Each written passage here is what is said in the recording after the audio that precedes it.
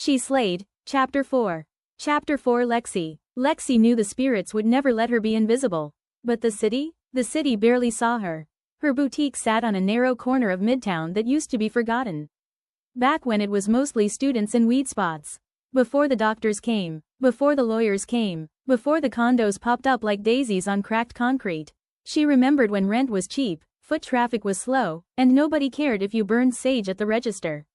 Now the rent had doubled, the sidewalk was lined with electric scooters and smug brunchers, and somehow, she was the outsider. Her shop smelled like vetiver and frankincense. Old floorboards, velvet curtains, beaded light fixtures she wired herself.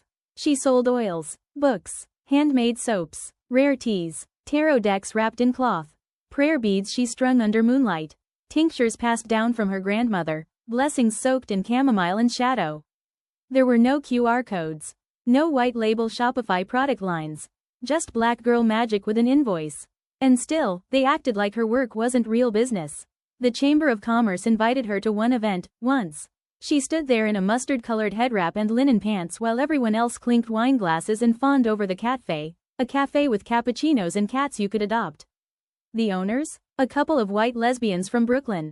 They'd been open 3 months and already made the cover of 2 magazines. Lexi had been grinding for 5 years and was still waiting on a facade grant to fix the peeling paint on her window. She filled out the application 3 times. Called the office 4. Each time, she was told she wasn't eligible. You need matching funds. The committee's already allocated this year's awards. Maybe check with one of the black small business incubators? As if her incense didn't smell like a balance sheet.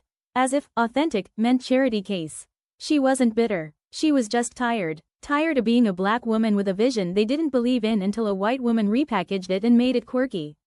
Tired of being mystical, magical, and broke. Lexi was born in Savannah. Raised between Georgia and South Carolina. Her grandmother, Miss Thelma, ran a rootwork practice out of a house with 6 cats, a clothesline of dried herbs, and more secrets than scripture. Lexi had her first dream at 7. A woman appeared, tall, dark, eyes like smoke. She said, "Wake up. Your mouth is a key." She started praying for strangers after that. Began collecting river rocks. Started hearing whispers when she touched certain things. Her father died when she was 10. Her mother moved north. Lexi brought her enchanted spirit from the south with her, everywhere she went. She was the girl in high school who made candles for teachers and read palms behind the library. She got teased, called a witch, but when people's lives fell apart, they came to her. She slayed. Chapter 4 Lexi continues. She went to college for anthropology and Africana studies. Took business electives. Thought she'd maybe become a cultural archivist or museum curator.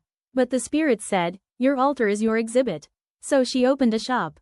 With her own savings. No loans. No help. Just a dream and grit soaked in lavender and prayer. During the pandemic, she nearly lost it all. No foot traffic. No PPE grant approval. No one buying oils when the world was on fire. She pivoted, taught Zoom classes on grounding, built altar kits for delivery, hosted virtual full moon circles. She survived, but she burned through every cent. Now, Midtown was hot. Her corner had value. But the banks? The grants? The lenders? They saw her as a hobby. Have you considered baking? Cafes are easier to insure. Maybe add some white sage. It sells better in certain markets. You're so creative. Why don't you try Etsy? Do you think your brand is scalable? No one asked if she was tired. No one asked if she was safe. That morning, she opened her shop late. The candle on her altar had burned sideways. Her obsidian cracked in 2. She took a photo, whispered, "What y'all trying to tell me?" The store was quiet, but something in the room was not. A woman entered near closing. She didn't speak, just stared at Lexi. Lexi stared back. The woman raised her hand, traced an X in the air, then turned and walked out. Lexi followed, but the street was empty. Her altar buzzed that night. Not hum, not flicker. Buzzed. She tried to sleep, but the dreams came. No faces, just voices. They're gathering. The silence won't last. They're almost ready. The next morning, she got the text. Rochelle. Brunch still on? Tati. Bet. I'm showing up mad and fine. Kamaria. I got juice. And I'm about to make it spiritual. Lexi didn't respond. She walked to her altar, lit her black candle, closed her eyes, and whispered, "Whatever y'all are planning, please don't start it at brunch."